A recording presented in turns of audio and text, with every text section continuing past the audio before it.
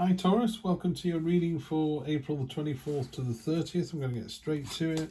Present position, present expectation. Wow. Unexpected. Wow.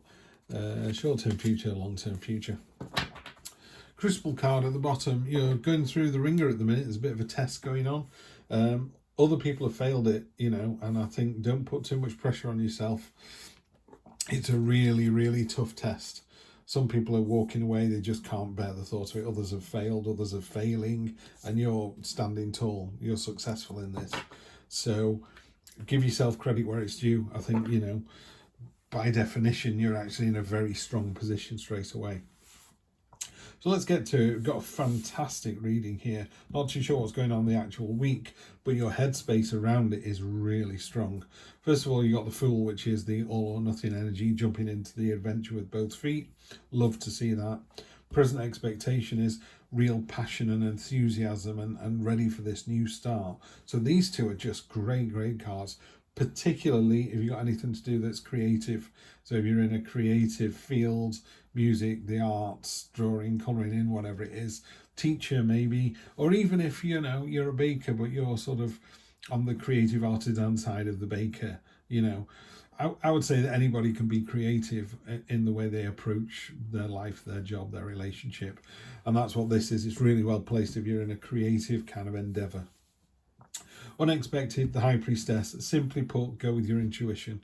You're going to not really believe it, because it fluctuates, doesn't it? Some weeks you go, do you know what?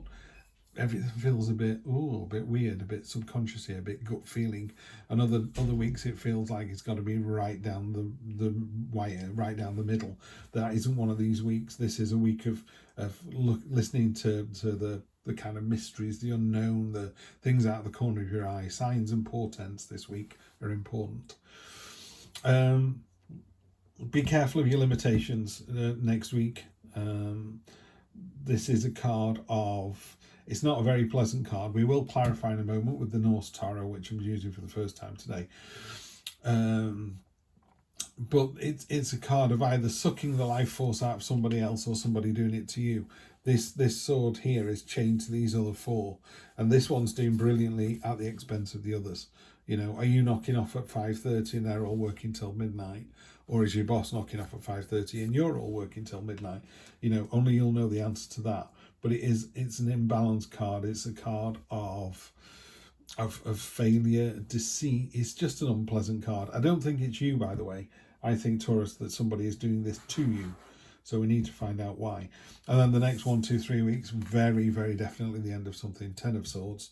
Hope remains, as it always does. The sun will rise again, but the situation is then done, dusted, over with. So it could be the end of a relationship, it could be the end of a job. It could be you just finished reading the Harry Potter books and you go, oh, well, that's done and dusted. Yes, you can read them again, but you won't have the same surprise and delight that you had the first time. But very definitely the end of something. You got the Moon card on top of the Fool and the High Priestess. I would think it very definitely a time to go with your gut this week. Absolutely, without question. Page of Swords. The Princess of Swords is the Page of Swords in a traditional deck. Not the Page of Swords, the Knight of Swords. So the Knight of Swords, this is about momentum, impetus. She's ready to go to battle. She's graceful and fluid, and there is a letter F there for some reason. I don't know what that means. Could be, you could simply be saying "fuck you all," but that's what I'm seeing.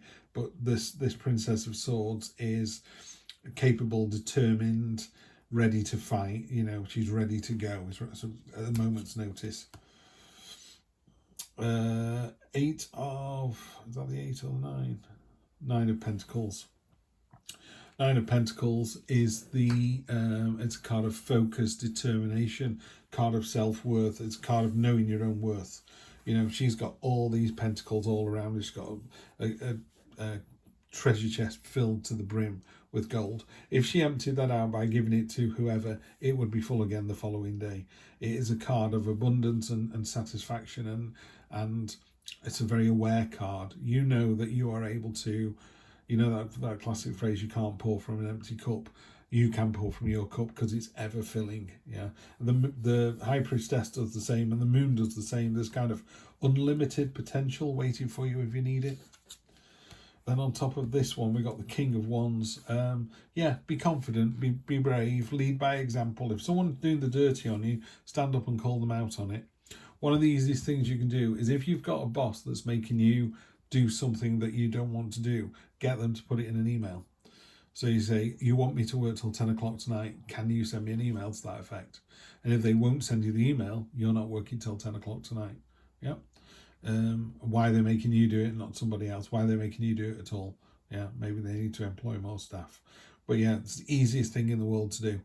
I say it to people all the time. They give me artwork to do. I'm a graphic designer, so I'll get artwork on a Friday afternoon, wanted for 10 o'clock Monday.